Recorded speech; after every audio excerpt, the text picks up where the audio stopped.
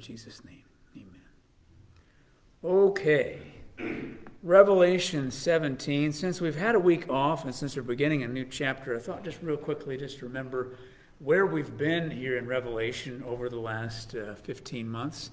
Because you've slept a few times since then, so have I.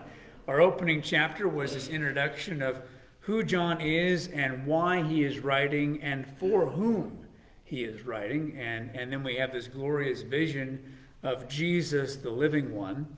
And that vision really continues into chapters 2 and 3 of Revelation, which are letters from this glorious Jesus to 7 real-life churches in what we now call Turkey, Asia Minor.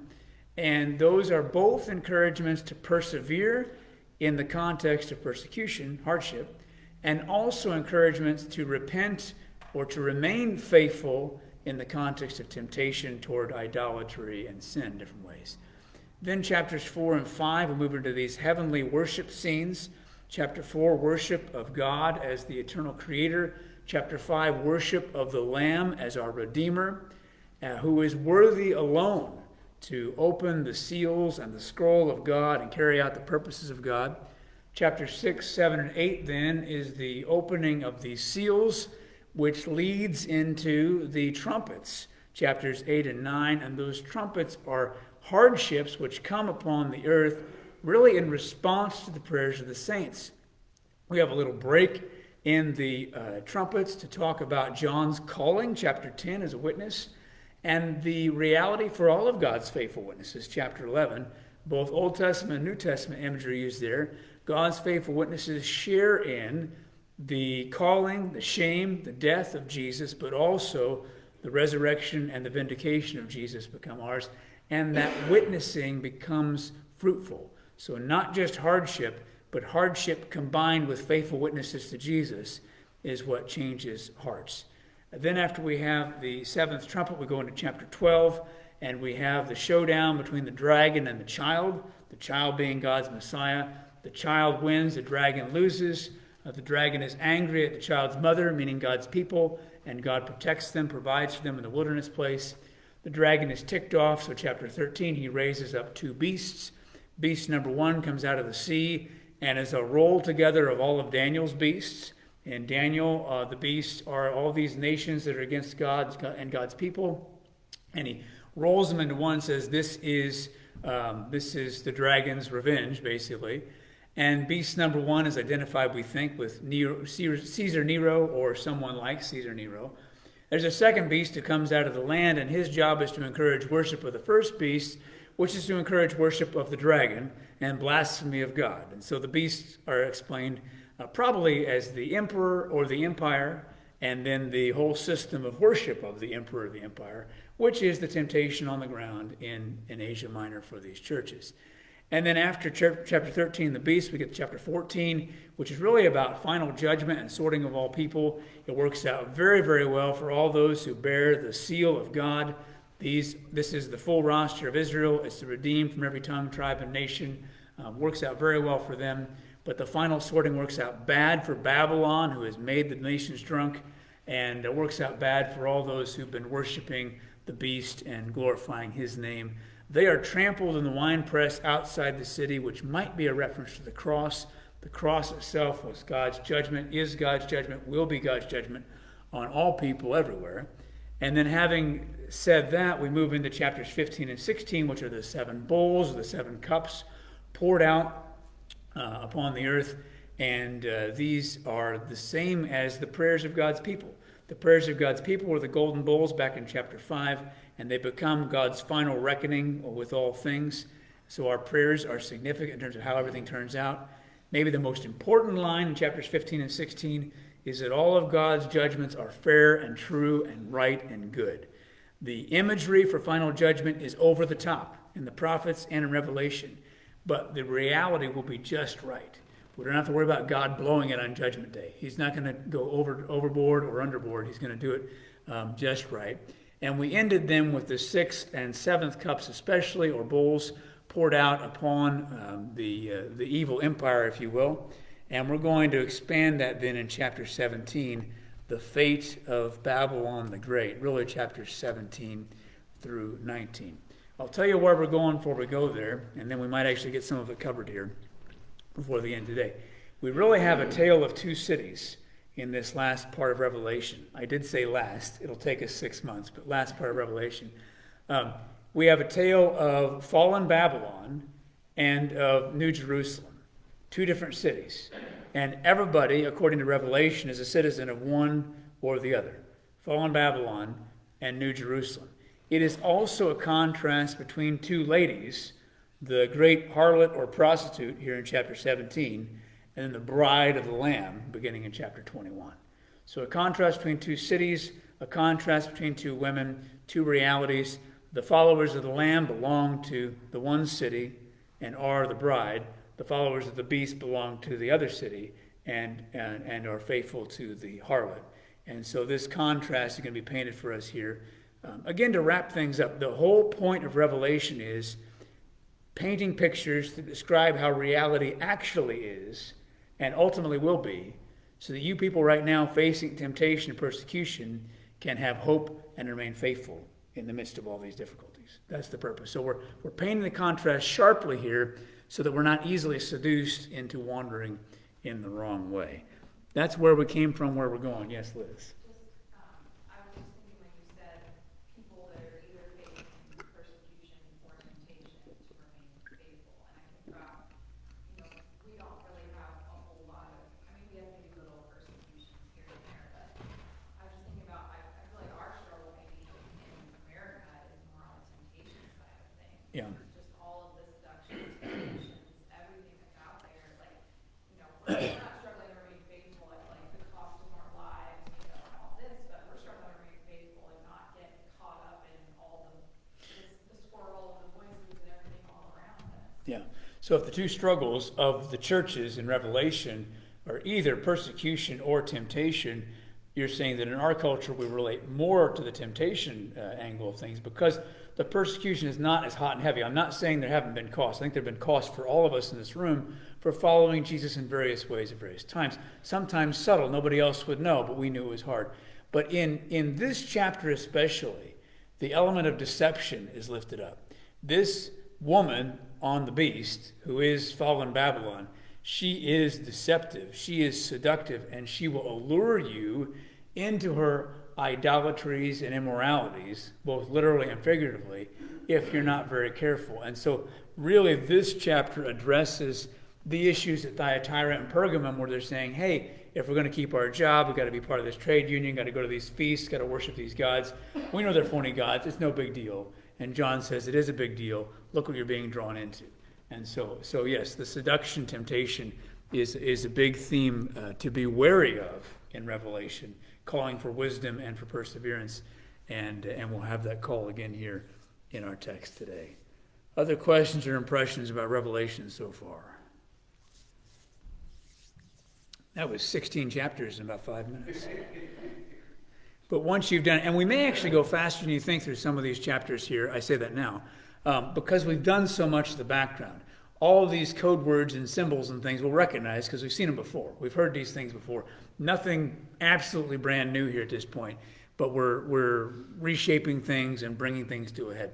I would like to read all of chapter 17 so we can hear it in its entirety first, and then we'll go back and grab it in chunks, but I'd like to read it in chunks for the sake of attention span and sharing is caring and all of that. So if I can have 6 readers, I'll just assign you part of the text as we go on through here. All right, Sandy, you want 17, 1 and 2, and then Steve, you can take 17, 3 through 6. Bill, I saw your hand. You can have 17 verses 7 through 8. And Deborah, you can have verses 9 through 11. Jeff, you can get 12 through 14. Jamie, did I see your hand go up and down? Okay, you can have 15 through 18. Everybody else, I saw you volunteer. I'll get you later. So that'll be chapter 17. So let's just read that right now all in one reading, and then we'll go back and pick it apart. Go for it, Sandy. One of the 7 angels who had the 7 bowls came and said to me, "Come, I will show you the punishment for the great prostitute who sits by many waters. With her the kings of the earth committed adultery, and the inhabitants of the earth were intoxicated with the wine of her adulteries." The angel carried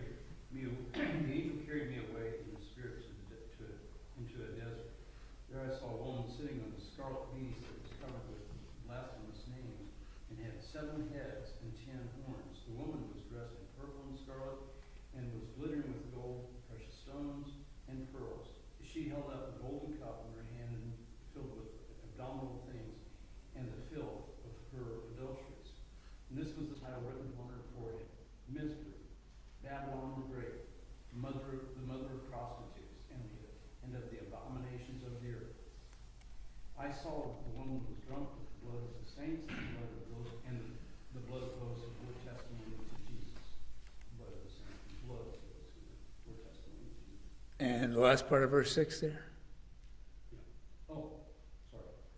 And when I saw her, I was greatly astonished. Very good, thank you. Verse 7. Then the angel said to me, "Why are you astonished? I will explain to you the mystery of the woman and the beast she rides, which has the 7 heads and 7 horns. The beast which you saw once was, now is not, and will come up out of the abyss and go to his destruction. The inhabitants of the earth whose names have not been written in the book of life from the creation of the world will be astonished when they see the beast, because he once was, now is not, and will come, and yet will come." This calls for a mind of wisdom. The 7 heads are 7 hills on which the woman sits. There are also 7 kings. 5 have fallen, one is, the other has not yet come. But when he does come, he must remain for a little while. The beast who once was, and now is not, is an 8th king. He belongs to the 7 and is going to his destruction. The 10 horns you saw are 10 kings who have not yet received a kingdom, but who for 1 hour will receive authority as kings along with the beast. They have one purpose, and will give their power and authority to the beast. They will wage war against the Lamb, but the Lamb will triumph over them, because he is the Lord of lords and King of kings. And with him will be his chosen, his called, his chosen and faithful followers. Then the angel said to me, "The waters where the prostitute is ruling represent masses of people of every nation and language. The scarlet beast and his 10 horns all hate the prostitute. They will strip her naked, eat her flesh, and burn her remains with fire. For God has put a plan into their minds, a plan that will carry out his purposes. They will agree to give their authority to the scarlet beast, and so the words of God will be fulfilled. And this woman you saw in your vision represents the great city that rules over the kings of the world." Okay, thank you, everybody. This chapter has caused no small consternation in the history of interpretation here. We begin there in the first few verses with one of the 7 angels who had those 7 bowls. So back in chapters 15 and 16, the angels are given the bowls from the elders who were holding these bowls back in chapter 5, these bowls which are our prayers. And now these bowls poured out become the 7 final or ultimate plagues poured out into the earth, into the sea, into the sky, on the sun, all of this. God's final reckoning with the rebellious world. Now one of those 7 angels says in verse 1 of chapter 17, "Come, I will show you." This is at least one of 4 references in Revelation that indicate John has an angelic tour guide, at least for portions of this vision, an angelic interpreter. So you're riding the train at the zoo, and there's somebody sitting in the back with a microphone, and they say, "On the left now, the elephants," this kind of thing. This is kind of what these angels are doing, sort of. That's a bad analogy, maybe. But anyway, getting a little tour of this vision, and this angelic guide is going to do some explaining for him here. "I am going to show you," he says, verse 1, "the judgment of the great prostitute who sits on many waters." But actually the judgment itself is going to be described more fully in chapters 18 and 19. Chapter 17 itself is basically painting a picture of this great prostitute sitting on many waters.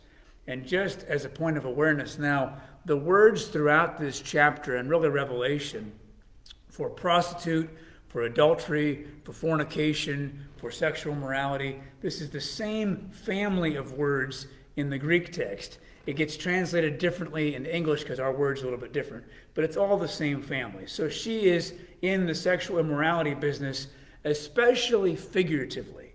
In the Old Testament, idolatry to false gods, so we're being unfaithful to the true God, that is described in the language of adultery, of immorality. And Revelation does that as well. Revelation still speaks against actual sexual immorality and actual drunkenness. But drunkenness and immorality are images for flat out not being faithful to God, and that's what's in mind, especially here in this text. So we meet this great sexually immoral figure, this great prostitute, this great harlot, And where does she sit at the end of verse 1? At the end of verse 1, where does she sit? On many waters. She sits on lots of things. The woman who sits on many things would be a good sermon title for this if I ever preached the text. The woman who sits on many things, the first thing she sits on is many waters. Why many waters? Maybe several things. Her name here is Babylon the Great. The original city of Babylon, which of course is well known for oppressing God's people, destroying Jerusalem, knocking down the temple, hauling people away to exile. The original Babylon was great in part because of its extensive canal system. So that may be a whisper in here. Rome, which is the current Babylon, near as we can tell for John and his readers, Rome, its dominance on the seas was the key to its success. Rome's dominance on the waters was the key to its prosperity. Also, you may remember that the beast number 1, came up out of the sea, meaning those ancient waters of chaos that for the ancient peoples represented the realm of evil and rebellion and all this. So all of those things may be echoed here, but by the end of our chapter in verse 15, what do we find out about these waters? These waters represent what? Yeah, nations, many peoples. And this is the same target group for whom Jesus died. Remember, Jesus dies so that with his blood he might purchase for God a people from all of these different nations and languages and ethnic groups and this sort of thing. And so she is sitting upon this international group. Her power rests upon them. Certainly that was true for the Roman world. Rome dominated the known world at the time, and everybody was under the thumb of Rome. Her power was built upon them. So in verse number 1, she is sitting, first of all, on many waters, but she'll be sitting on a few other things as well. 2 groups of people are involved in running off with this prostitute, running off with this harlot. Who are the true groups of people in verse 2?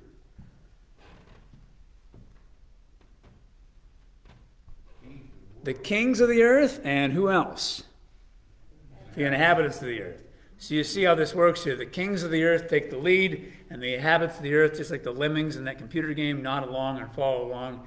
And they join with her in her adultery and in her drunkenness. See that? The kings of the earth commit sexual immorality with her, and the inhabitants of the earth are intoxicated with the wine of her sexual immorality. And drunkenness and questionable sexual activity still go hand in hand today, literally speaking. We're speaking probably figuratively here, though, leading them away into idolatry and therefore destruction and death, and all of the actual practices that go along with that. So she led the kings and the inhabitants of the earth astray. Remember, the inhabitants of the earth in Revelation are not just the people who are physically alive on the planet, but the people who are faithful to the beast and not to the Lamb. She has seduced and has gotten drunk both kings and peoples from all nations, and she is sitting upon them. That's where her power rests, in her seduction. Questions about that so far? I was thinking, oh yes? Isn't that a great deal like our society today? Yeah, sure. We can look at this, we can see what's going on in the world today. Right. Very easily. Right. That's one of the important points about Revelation when John talks about Babylon.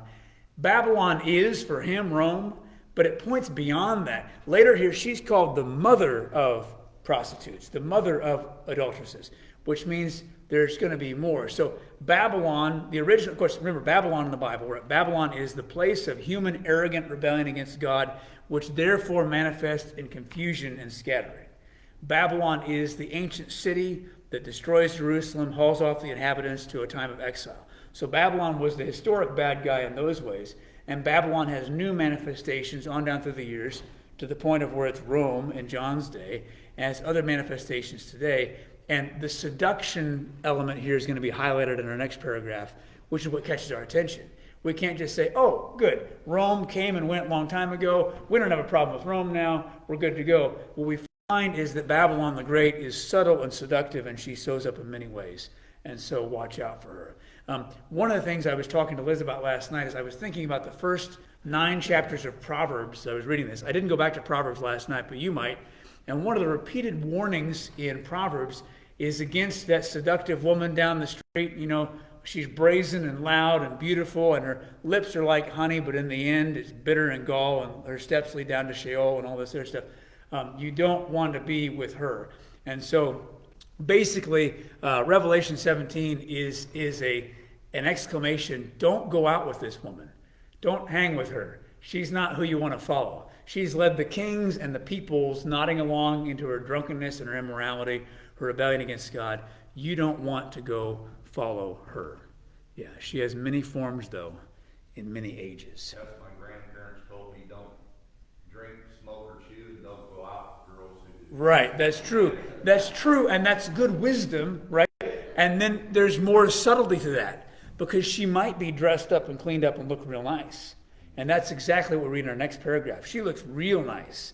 And in fact, real nice to the point where John is beginning to get enticed by her, and the angel has to slap him on the face and say, wake up, buddy. This is not where you want to go. So let's read that then. So verse 3 here, the angel carries me away in the spirit to a desert. There have been a few times here already where John has talked about being in the spirit. So he's traveling spiritually here. He's not, actually going around the world. It's a spiritual experience.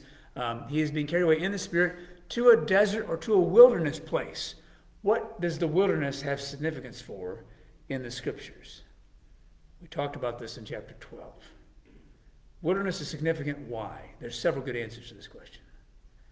In the Bible, the wilderness means the children of Israel. They didn't do what God told them to do. Okay. After rebellion, they wandered in the wilderness, and what did God do for them there? Well, he allowed them to die and brought the next generation, but he took care of it. He provided for rebellious people, right?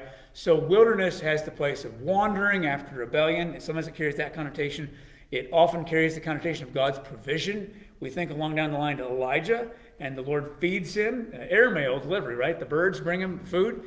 And so he is provided for by God in the wilderness place. Who else? Yes. My first thought was it reminds me of Jesus. Right. That would have been a place of temptation. Yes. The wilderness is a place of testing and of God's provision. For the original wilderness generation, Moses' people, the testing they responded to poorly. For Jesus, he responds well to the testing. Jesus must enter into all the experiences of Israel and win where they lost on their behalf, for them and for the world. So Jesus goes into the wilderness and he is victorious over temptation. He is hungry. It's a place of suffering. It's a place of trial, but he's also provided for by God there. The angels attend to him. So wilderness calls to mind all these things, and most recently in chapter 12, the woman, meaning at that point probably the people of God who gave birth to this Messiah, flees into the wilderness, and God protects them there and provides for them there when the dragon was out to get them. So wilderness calls to mind all these things, and so John is either viewing these things from a wilderness vantage point, spiritually speaking, he's in the spirit now, or he is seeing this scene happening in the desert place, and I can't tell you for sure which way it is there, but one of the many puzzles of Revelation. Who does he see from this desert venue? The woman who we just met, but she was sitting on many waters a moment ago. Now what's she sitting on? A scarlet beast, and how is this beast described? 7 head, 10 horns, and he is full of what? Blasphemous names. This is an echo of chapter 13, where we met the beast who came about because the dragon lost in the wilderness in chapter 12. Now the beast comes up in chapter 13, and the beast, his primary characteristic is blasphemy, promoting blasphemy of God, worship of the dragon, and he has 7 heads and 10 horns. Those are allusions to Daniel 7. In Daniel 7, Daniel sees these great beasts, which is the series of kings and kingdoms who are opposed to God's people, and those beasts have a total of 7 heads and 10 horns. The horns end up being kings themselves. And so Revelation rolls all these into one in John's vision, chapter 13. That beast is kind of all these beasts rolled into one. And here he is here. This woman sits on her. So this woman, or him. So this woman's power is built upon the peoples from the nations. it's also built upon the beast. She rides on the beast's shoulders, to use our expression today. She rides on the beast's shoulders. And notice here we have one brand new modifier about the beast in this verse 3 of chapter 17, that we did not have in chapter 13. And that is, we find out what color the beast is. The beast is scarlet. You'll also notice in the next verse that the woman is wearing clothing of two colors, purple and scarlet. Now, from what I've read on this, purple and scarlet were colors of the wealthy, because in order to dye your garments in those colors, it was expensive to obtain that. One of the sources that I was reading made a distinction here and said, purple is your first class Royal Roman society, and scarlet is your equestrian class. I guess they like horses, but your second class. So your top two echelons, if you will, of Roman social structure, the powerful and the wealthy, these are the colors that represent them. She has built her business on the backs of the wealthy of the Roman Empire, and the beast himself has the color of these upper class type of people. So she is riding on that beast we read and talked so much about back in chapter 13. She's wearing purple and scarlet, and what else is she wearing? Verse 4. Gold, precious stones, and pearls. Yeah, gold, precious stones, and pearls. Now, before we condemn gold and precious stones and pearls, we would look ahead to chapter 21. We won't read it yet here, but we'll get there in a few months, chapter 21. The holy city, the New Jerusalem, is described in the same kind of language. Gold and pearls and stones that are precious. So it's these signs of wealth themselves are not bad. Wealth itself is not bad. The issue is she has used these for deceptive purposes and dishonest gain. So the issue is, how did she get this stuff, and how is she using this stuff? And it's not for the glory of the one true God. It's for the glory of the beast, and therefore the dragon, and her own glory. And so this is the thing. But she is supposed to be knock you off your feet, beautiful and overwhelming, glorious and wealthy. That's the image that we're getting here. What's she holding in her hand? A golden cup. So this too seems to be attractive. And up to this point in the picture, you're like, wow, this lady's amazing. Whatever she's got in that cup, I want to drink that. And now we're back with, not Peter, Edmund in Narnia, right? Meeting the White Witch, and she's got sweeties, and she's got this cup to drink, and how exciting this is. And it's intoxicating. And the next thing you know, he's led away into her empire and into her servitude. So this golden cup looks pretty, but inside are abominable or detestable things. This and the filth of her adulteries. This word for abominable or detestable, when I think of abominable, by the way, I think of Abominable Snowman, from that Christmas special, which I'll watch with Tiffany here sometime next few weeks. But abominable, detestable. This Greek word here is used in the Greek translation of the Old Testament. Right? Old Testament originally written in Hebrew, but by Jesus' day it was translated into Greek. And in that version that was circulating so widely in Jesus' day, this word shows up in several contexts. It shows up in context of dishonest speech or dishonest scales. In the law of Moses, you're not supposed to use those things. It shows up in the context of sexual activity that is not good, but abundantly it shows up in the context of idolatry. And that's probably what we're to hear here when you see abominable or detestable. And when we think about what happened back in chapters 2 and 3, the warnings to the churches, abominable things are to be thought of as idolatrous things and the wicked practices that go along with idolatrous things. And then you couple that again with the filth of her adulteries or her sexual immoralities. Once again, these two things go together. Idolatry and immorality, those are the temptations of the ancient world, and as Bill says, of our world today, that Babylon is using to seduce people. And she is drop dead gorgeous and wealthy, and what she has in her cup seems tasty at the start, and she's going to deceive people into these destructive, God-dishonoring things. Questions at that point before we read verses 5 and 6? Questions at that point?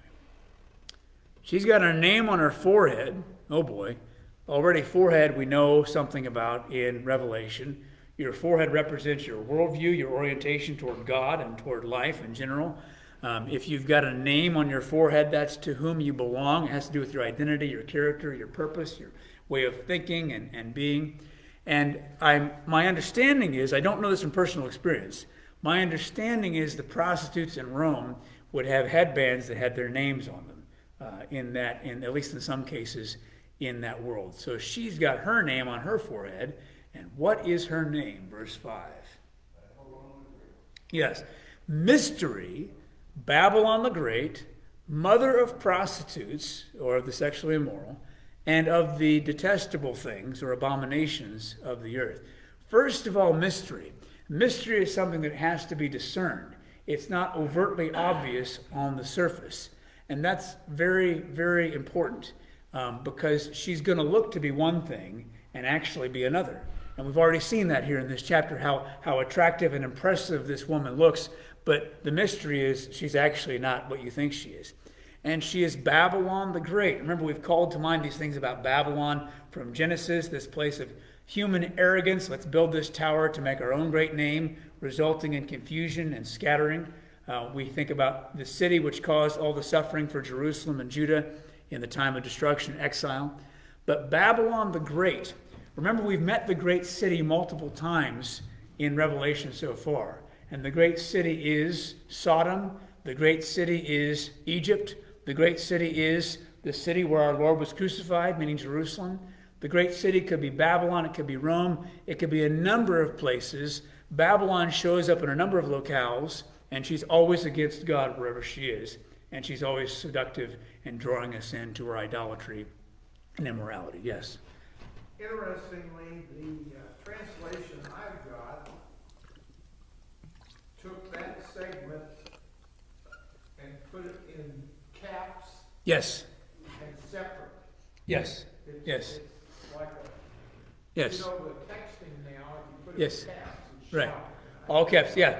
We are deliberately doing this. We understand this to be a title that is emblazoned on her forehead in the imagery here, and this is who she is. And I think they deliberately have done this to capture the flow of it. In your Greek New Testament, everything is all caps, no spaces. Good luck translating that. People smarter than me have sorted that out for us so we can actually get to this point. But yes, the English translators have done right there, I think, to set this aside in a separate font and a separate text. And I This is don't her title. recall that happening any other. No, ordinarily that happens if you're quoting from the Old Testament or something in some translations. But in this case, we're doing that, making that decision to set apart her name, and it should be attention catching. That's the idea. This is who she really is. So I like that decision. She is mother of prostitutes, meaning there will be more. So even though he identifies Babylon with Rome here pretty clearly in the next few verses, he is not saying, and that's it, it's done. Just as Bill has said, there are going to be manifestations of Babylon and her descendants on down through history. Mother of the adulteresses, mother of the prostitutes, and of all the detestable things, the abominations, the idolatries of the earth. She is drunk, verse 6. So this one who invites us into drunkenness and invites us into infidelity with her is also herself drunk. And what has she been drinking? Verse 6.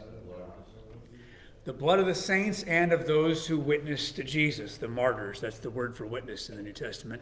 She has drunk the blood of the saints and those who bore witness to Jesus, which I think at this point is two different ways of describing the same group. There are some who say this is two different groups. But if you chase down throughout Revelation the term saints or holy ones, the term prophets, and the term witnesses, you'll find they get used in overlapping ways, and certainly the prophets and the witnesses fall in the category of holy ones, even if we have in mind holy ones who precede, the time of Jesus. So I think it's safe to see all God's people here, and she has been drinking their blood. She has gotten fat on their death. Killing the Christians, killing the faithful ones of God, both Old and New Testament, has been in her best interest. That's where she's built her kingdom. And this is why, actually, governments and kings, even to this day, will oppose Christianity, because it's a threat to their power. People being faithful to Jesus the Lamb is a threat to the power of anyone who is trying to get rich off of Babylon the Great. And so that's why the persecution and the execution here of Christians. She is drunk, and this is now disgusting. The idea, because drunkenness, the idea is pleasure, gratifying my desires. So she has enjoyed the process of slaughtering the people who belong to God, the holy ones, and the witnesses of Jesus. And John's reaction at the end of verse 6 is, when I saw her, I wondered a great wonder. That's literally the wording of the text there, which is a Hebrew expression meaning I was greatly astonished. I wondered a great wonder. It makes me feel like Gomer Pyle or somebody. Shazam, I wondered a great wonder. But why is he wondering here? There could be a few things. He could be wondering simply at the degree of what she looks like. Just amazing. He could be wondering, like, I thought we were talking about her judgment, her condemnation, and we haven't gotten to that part yet. He could be wondering about a number of things, but the interpretation I'm most inclined to believe here is he is actually in awe of her to the point where he is in danger of walking after her. And now we're back in those early chapters of Proverbs, and we're going down the wrong way to the wrong woman on the wrong corner with the wrong voices. And so there's a sense in which he may be so in awe of her that he is in danger of stumbling after her as well. That, I think, is implied by his wonder here. She is amazingly beautiful, but oh boy, is she bad news. She represents everything in every one of our lives that has led us astray. That's right. That's right. She represents everything in all of our lives that has ever led us astray from God. That's exactly right. Yeah. And we see in this why. Why did Eve eat the fruit? Because it looked tasty. And it was desirable for getting wisdom, and she could be like God. The snake said so, right? And so you have the same, the imagery of that and the imagery of this overlap, and we get the idea. This is the temptation to go against God and what God has called us to do. I wondered a great wonder, and the angel says, what are you in awe of? What are you amazed by here? I will explain to you the mystery. So she is a mystery, which means she needs to be explained. Appearances are not everything with this woman. She needs to be explained. Why are you wondering? I will explain to you the mystery of the woman and the beast she rides. There'd be another good sermon title for this text, The Beast She Rides, But anyway, who has 7 heads and 10 horns. He explains the beast first in verse 8. The beast once was, now is not, and will come up out of the abyss and go into destruction. This beast once was, now is not, will come up out of the abyss and go to his destruction. Interestingly, in chapter 20, which we'll get to in a few weeks, in chapter 20, this is how Satan is described, really, that he has lost in some significant way because of the cross, and he is bound in some significant way for a period of time, but he will be raised up again, not to have a brand new empire, but to get smushed. A very short war, my professor said. And you have this echo here. What are we talking about? The beast was already identified with Nero back in chapter 13. So chapter 13, you had 2 beasts, the beast out of the sea and the beast out of the land. And the beast out of the land encouraged worship of the first beast, and the first beast's number was 666, which is probably, in their way of calculating it, a reference to Nero. There was a tradition about Nero we've talked about before. Nero, of course, was cruel and awful and bad to Christians and did horrible things to them. There's a tradition about Nero in the Roman Empire that he hadn't actually died, but had run off beyond the Euphrates in league with the Parthians now, and was raising up a group that was going to come back and threaten Rome. That was the tradition, the belief. So Nero would either literally or figuratively come back as another emperor later on. And John is trying to help his hearers interpret their current situation in the Roman Empire. So this is someone who wasn't, but he's going to come again. And to our vantage point, whether or not he literally comes again, the actual bodily Nero, doesn't matter. He's talking about a threat just like Nero going to rise up again. Out of the abyss, remember when Satan falls in chapter 9, he opens the shaft of the abyss and chaos breaks loose. These demonic figures break loose. But he is a figure who wasn't, who was, who isn't, and will be again. This is contrasted with God in Revelation, who is the one who is and who was and who is to come until Jesus comes. And then he's not the one who is and who was and is to come anymore. He's just the one who is and who was. Now we have this phony fraud here who was, who isn't, but he will be again, and even when he is again, he's going to go off to destruction. So this is a weaker parody of the living God himself. The inhabitants of the earth, we've met them before, whose name, singular here, it's not plural names, it's singular name. In Revelation, either you bear the name of the Lamb, or you bear the name of the beast. Either you bear the name of God and of his city and of Jesus, or you bear the name of the beast of Babylon. So these are those whose name is not in that book of life from the foundation of the world. And they will be astonished. They'll wonder a great wonder when they see the beast, because he was and isn't and will be again. So there's a political figure coming who will effectively be a comeback of someone you dealt with before, and he's a phony fraud. Yes? Isn't it identified that Satan and others will be cast at the beginning of the millennial reign, will be cast into the abyss, and then will be released after the 1,000 years? Yes. So, and we'll talk about the millennium and views of the millennium in chapter 20. But in chapter 20, you have Satan himself, who is, and then is not. He's bound for a while. And then is again, but only for a brief while for the purpose of being smushed, right? He's going to get destroyed. And that is true here of his minions. What we're saying is that the minions of Satan get the same verdict that he does. They're all temporary, short-lived powers, and even if they have a revival, they're going to get what's coming to them. And so, as the master, so are the servants. And so Satan himself will be portrayed that way in chapter 20 as one who was and now is bound during this millennium time and will be released for destruction. You have the same thing here with this allusion to either Nero himself or another one like Nero who's coming.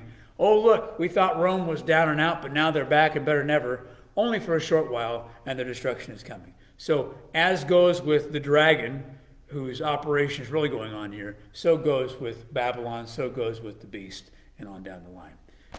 Short-lived and destined for destruction. And different from the one who is and who was and is to come and is always the same forever and ever, meaning God himself. Verse 9, this calls for wisdom. The last time we had this phrase, this calls for wisdom, was at the end of the beast chapter that was having us to interpret 666, probably as a reference for Nero. Now we're bringing it back in again. We're saying here, I'm helping you discern, John says, I'm helping you discern your contemporary Roman situation. And so I want you to have discernment so you can see your realities for what they are. He's trying to help them understand the persecution they're facing, the temptation they're facing, and the Roman Empire and the worship of the Roman Empire and of Caesar that has been going on. And so I'm now saying there's going to be wisdom to interpret all of this. The woman is sitting on one more thing here in verse 9. Let's talk about that, and then we'll wrap up for today. The woman is sitting on what?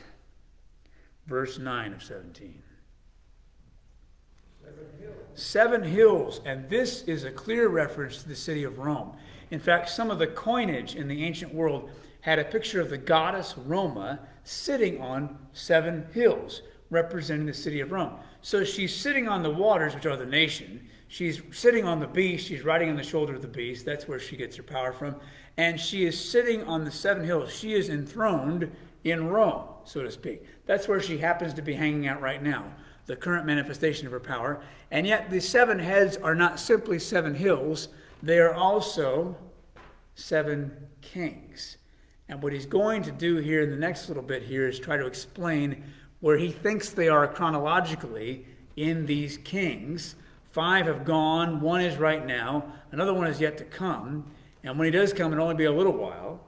And then after him, then the beast who once was and now is not and is an 8th king. He's coming back, and yet he's one of the 7. Now this is where we can't press this literally all the time, right? One of the first 7 is the 8th who will come back after the 6th finishes up and the 7th. He's trying to help them interpret their current situation. There are several different ways of trying to connect the dots between John's comments here and what we know about the lineage of Roman emperors in the 1st century. Several different ways. It all depends on who you start with and who you count in the list. It's quite possible John is discounting some of the emperors who had very, blip on the radar reigns and weren't of consequence. So it's not clear for sure. What is clear for sure is John's readers would know, and they'd be able to count, and they say, oh, he's saying this about the one under whom we're reigning, that this is where we are in the sequence, and there's another one yet that's going to come, and he's going to be among those who were before, and he is one who was and is not. Probably, again, an allusion to Nero or a second coming of someone who is like Nero.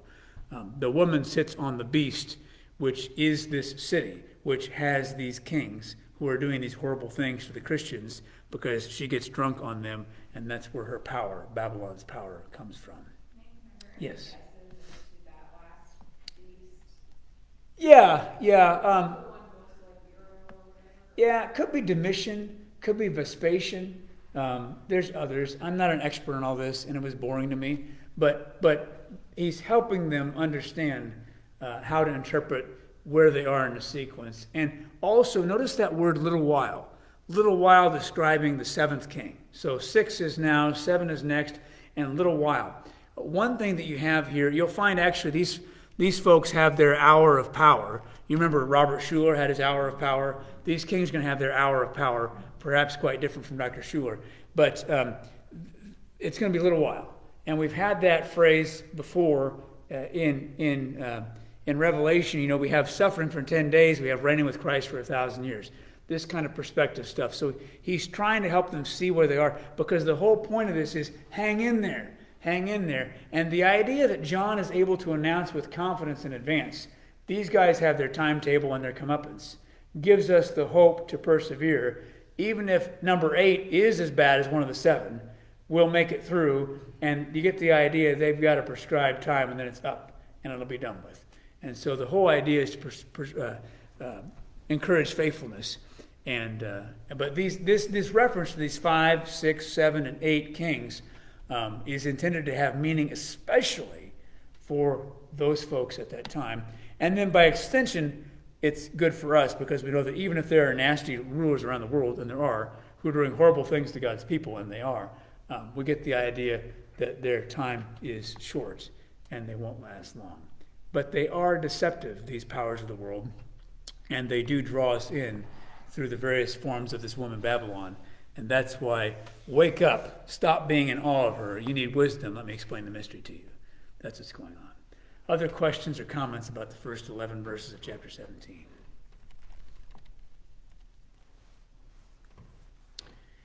Well, we'll read about their hour of power next week in verse 12, and a little bit more about the end of this. We will probably finish chapter 17, maybe even start chapter 18 next week. We're continuing with this description of Babylon and her demise. You really, really, really don't want to hang with this lady, because she's going to get it. And what happens in chapter 18 is all of these people who ran off with her, so to speak, really end up being horrified and regretting it in chapter 18 and 19. So you don't want to run off with her. She has lots of forms, and so that's what calls our attention here. Lord, help us to discern that we don't run after her. They say, oops, I went on the wrong team. That's right. Oops, I went with the wrong team. That's right. And so this is the woman you want to stay away from. If you want to for fun this week, I don't do actual required homework because I can't. But if you want to for fun this week, go back and read the opening chapters of Proverbs, especially the odd chapters, 3, 5, 7, 9, and read the warnings against running off with the adulteress in the early chapters of Proverbs. And then come back and read chapter 17 again. You're like, oh, I think we've met her again. Here she is. Let's pray together. Lord, we thank you for your grace in speaking to your people to warn us and to call our attention to deceptive things. I pray you'd help us to have eyes to see the ways fallen Babylon is at work in our own reality, not just out there somewhere, but in our own daily lives, that we would be discerning and faithful to you, that we would reject that which is detestable to you, and that we would follow you faithfully. I pray that we would be captivated by you and by our vision of you and by who you are and what you've done, by your great love for us, and that your Spirit would help us to walk in ways of faithfulness. In Jesus' name, amen.